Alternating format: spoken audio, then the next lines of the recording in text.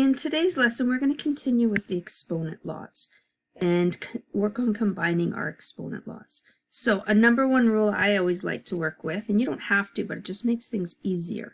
Whenever you have brackets, try to simplify inside the brackets first.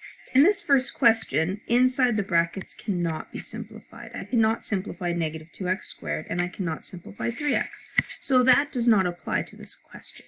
So in this question, I would simply have to apply that exponent law, a power raised to a power, also a product raised to a power. So the negative 2 gets raised to the power of 3, and the x squared gets raised to the power of 3, and I would use my exponent laws, right? Multiplied by, and then the same thing over here. The 2 gets applied to the 3. 3 times 3 is 9, and x squared. Now I'm multiplying. I should not use a multiplication sign because it looks like a variable x. Let's use a dot instead. So now I have negative 8x to the power of 6 multiplied by 9x to the power of 2. And so what I can now do is I can multiply the negative 8 and the 9 become negative 72. Since they have no exponents on them, you can now multiply them, right?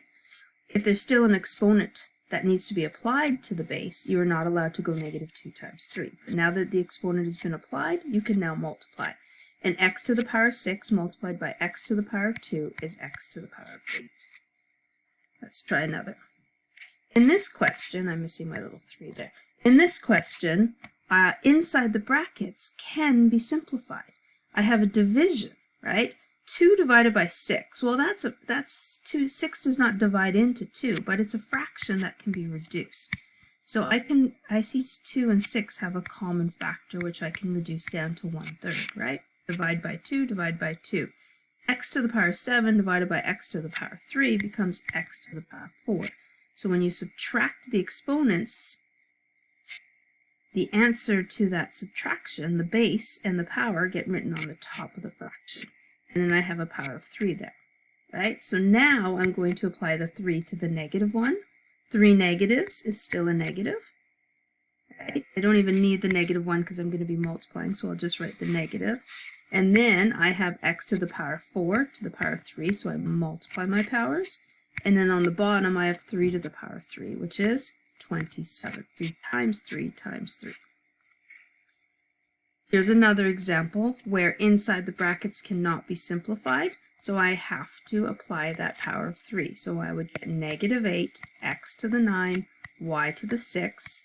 Keep it in brackets because I'm still multiplying. The brackets show me that I'm still multiplying.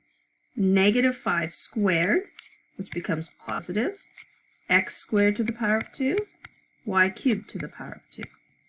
Okay, now that my coefficients, my numerical part of each factor, or of each product I should say, have no exponents, I can now multiply it, right? 8 times 25 is 200, and a negative times a positive is a negative. X to the power of 9 times x to the power of 4 is x to the power of 13, and then the y's, since I'm multiplying and you have the same base, you add the exponents. So now we're jumping from rule to rule to rule, so you just really need to know your rules really well because you're jumping around between all of the rules. Same thing here. Inside the brackets, we would simplify first. 6 divided by negative 2 is negative 3. The answer goes on top. I don't need to write the 1 when it's on the bottom. Whereas up here, since it was a 1 on the top and a 3 on the bottom, you need to write that 1, right? So I would write the 1 on the top. X to the 10 divided by x to the 4 is x to the 6. All over 1, I don't need to really write that. Just write it. It just disappears, right? I can just not write it. Okay, so the fraction part actually disappears here because everything goes in evenly. And so now I can go with negative 3 to the power of 4. 4 negatives is, since 4 is even, is positive. And then I'm going to get 81. X to the power of 6 to the power of 4 is 24. Multiply. So we really have to just watch those negatives. Let's put a little n in here, call this n. We really have to watch these negatives. If it's even and we have a negative inside the brackets and it's an even, we are going to get a positive answer, right?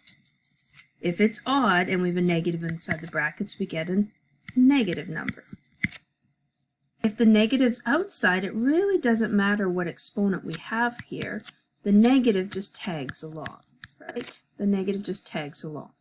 Even or odd, the negative stays there. And here, the n is going to apply here first. So if it's even, it will become positive, and then that becomes negative. If it's odd, it stays negative, and a negative make a positive. So this has to be applied first. Okay, so it depends. So we're going to work on that. For example, here, we have the same base, or we can do, let's do it this way. There's different ways you can do this. But let's do it this way. Let's apply right away. 3 negatives is a negative. 10 negatives is a positive. Right? So this stays negative, this goes positive. Now a negative times a positive is a negative. And we have the same base, so we keep the base and we add the exponents. Okay? Same thing here. The 12 goes first to this negative. 12 negatives become positive. Right? So I just dealt with that. This negative is still there. Now this becomes negative x to the power of 12. You just don't need to write the brackets anymore. And again here, we could apply right away, or we could say, hey, they're both negative x's. We can say, I have, oh, my pen's gone again, here we go. I have negative x to the power of 3. So we could apply in and then divide, or we could say, hey, I keep the base, subtract the exponents. Now I can simplify it further. 3 negatives is still a negative. So I get negative